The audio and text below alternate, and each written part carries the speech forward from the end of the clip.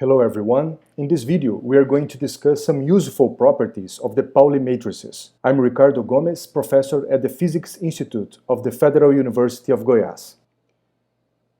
These are the Pauli matrices, and we are using the notation of sigma 1, sigma 2, and sigma 3, but you may find as well sigma x, sigma y, and sigma z.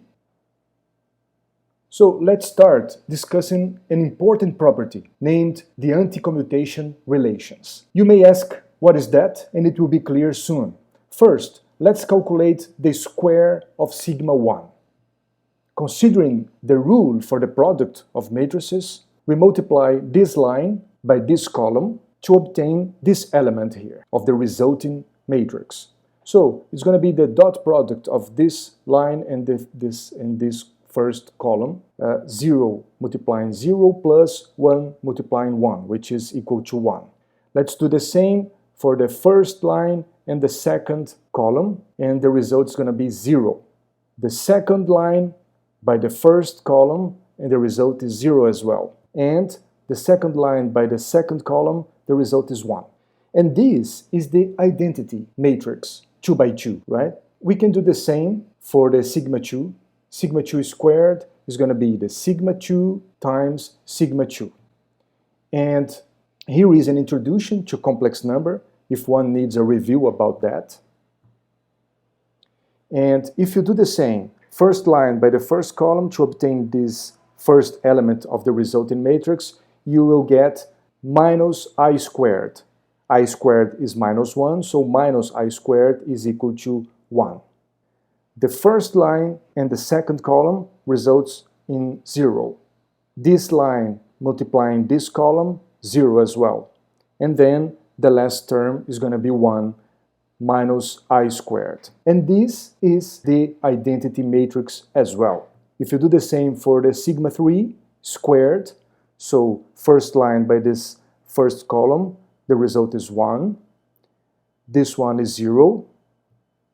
This term is going to be 0 as well, and the last term is going to be plus 1. And you see that we get the identity again. So we may summarize that sigma I squared is equal to the identity.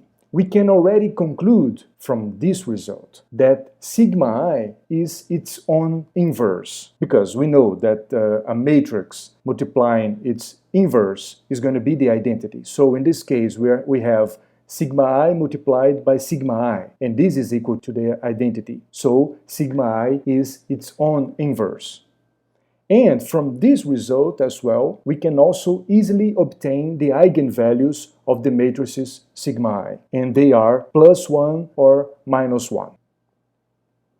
So let's keep this result here, which will be useful to obtain the anti-commutation relations. And now we can calculate sigma I multiplying sigma 2. So let's write sigma 2 is here, and if you do the multiplication, we get for the first element I, the second one is 0, this line by this column by this column results in 0, and the last term is going to be 1 multiplying minus I, which is minus I. If you do the opposite, sigma 2 multiplying sigma 1, so let's write sigma 2 first and then sigma 1, and let's do the multiplication of matrices, and we get minus I for the first element, 0 for the second element, 0 for the third, and this fourth element is going to be I. And you can see that this matrix is the negative of this matrix. Then you can conclude that sigma 1, sigma 2 is equal to the negative of sigma 2, sigma 1.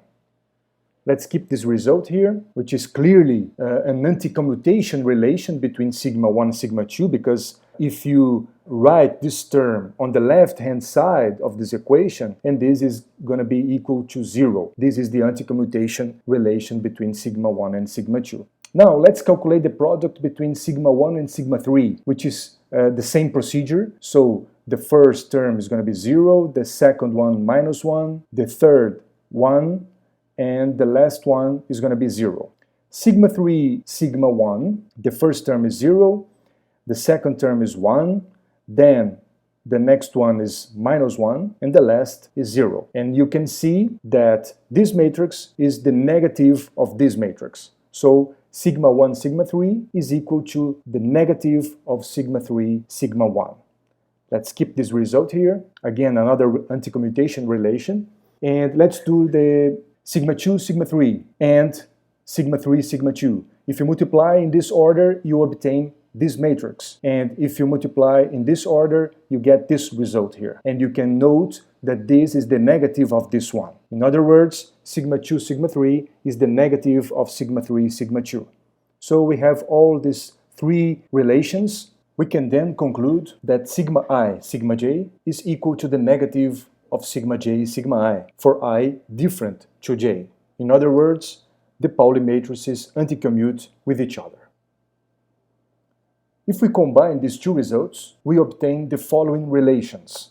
And we can read this relation as the anticommutator between sigma I and sigma j being equal to 2 times the Kroneker delta, ij, times the identity matrix, where the anticommutator between A and B means the product AB plus BA, and the Kroneker delta is equal to 0 when I is different to j, and it is equal to 1 when I is equal to j. Thus, when the delta is 0, the right-hand side of this equation is 0.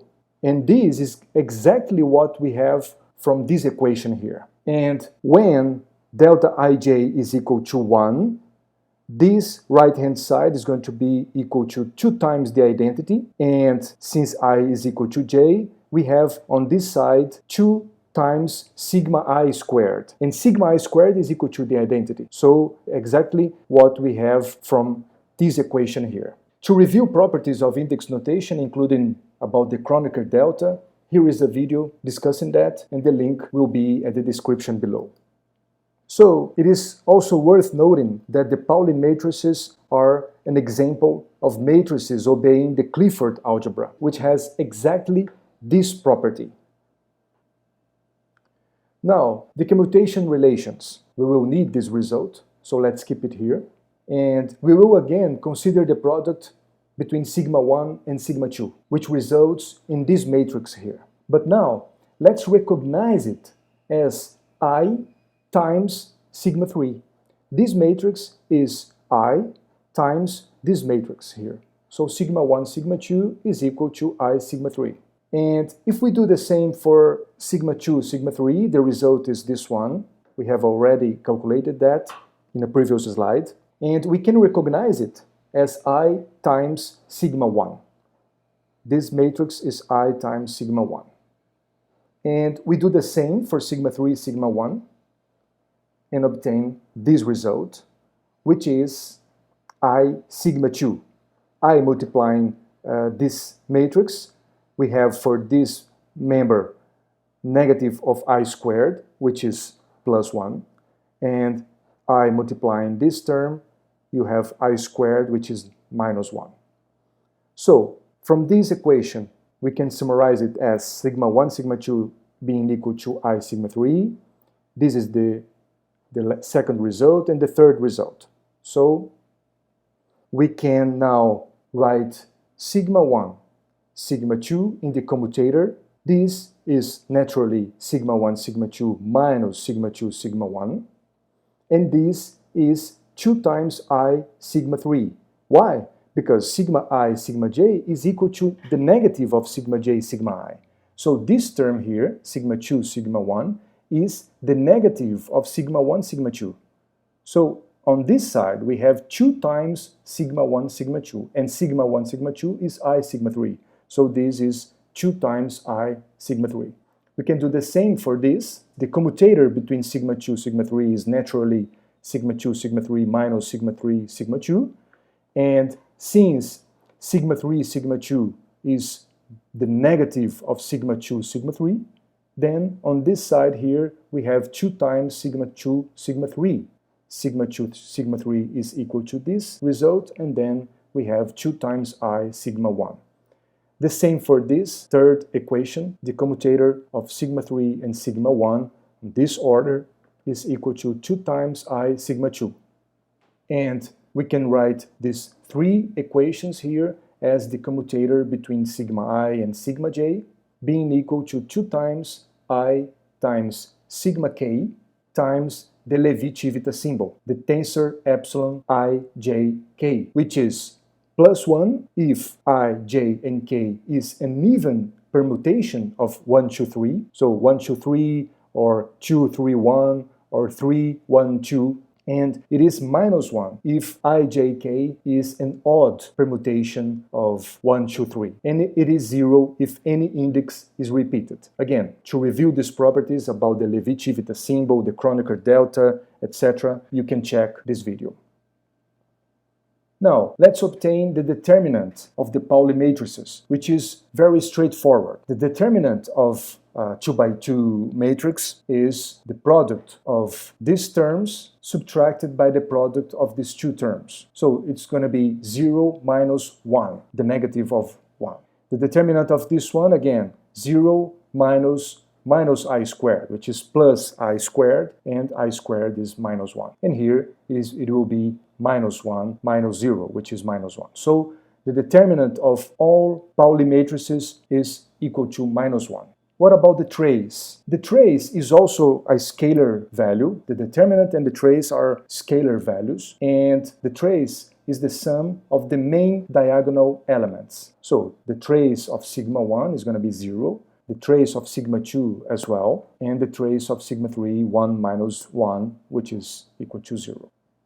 And we just verified that the trace of each sigma is equal to 0. So they are traceless matrices. We're going to use this result, so let's now calculate the inverse of the Pauli matrices. We already know that the inverse of sigma 1 is going to be sigma 1, the inverse of sigma 2 is going to be sigma 2, but now let's calculate that using this procedure. So we know that the inverse of a matrix, for instance, a matrix A with these elements, A, B, C, D, the inverse of such a matrix is given by 1 over the determinant of A multiplying this matrix, which is the adjugate of matrix A. In this matrix, you notice that these elements swap position with regard to the matrix A. They swap positions, and these elements here switch their sign, B minus B, C minus C. You can verify that indeed the product of A by its inverse, or the inverse of A by A, is the identity. If you multiply this matrix AB by this line, by this column, you have AD minus BC, which is exactly the determinant of A. And the term, when you get the second line by the second column, you have AD minus BC as well. The other terms will be 0, so the result is going to be the identity. Let's use this result to calculate the inverse of sigma 1.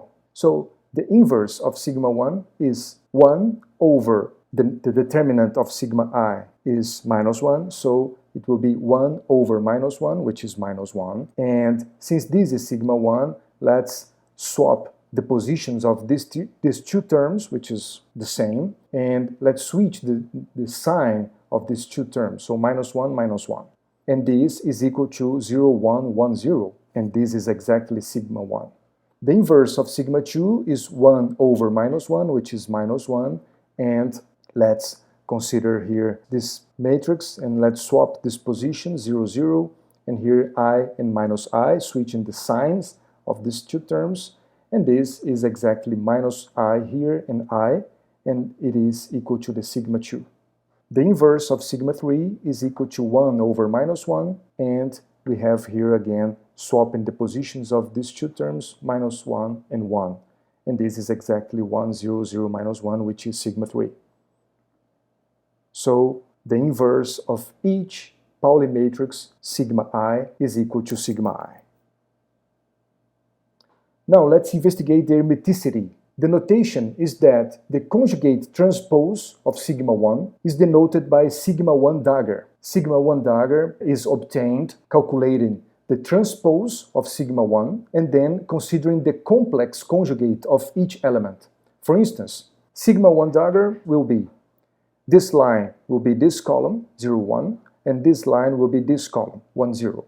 The complex conjugate of these terms are themselves, so the result is sigma 1. If you do the same for sigma 2 dagger will be 0 minus I. This first line will become the first column, but then you take the complex conjugate of the term. So minus I will become I, and here will become minus I. So this is equal to sigma 2. And for sigma 3 dagger will be 1, 0, 0 minus 1, and this is equal to sigma 3. So, in other words, sigma I dagger is equal to sigma I. The Pauli matrices are Hermitian. A summary is that we obtained the anti-commutation relations, the commutation relations between sigma I and sigma j. Their determinant is equal to minus 1.